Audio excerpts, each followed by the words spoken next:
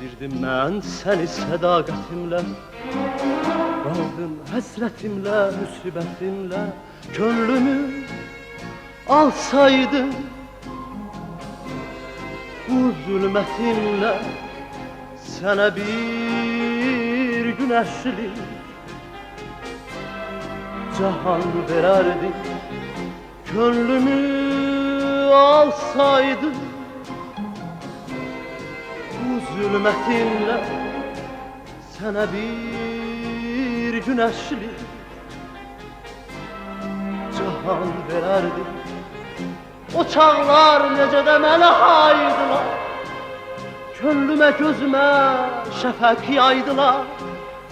Keçən günlərimi qaytaraydılar, gələn günlərimi qurban verərdim.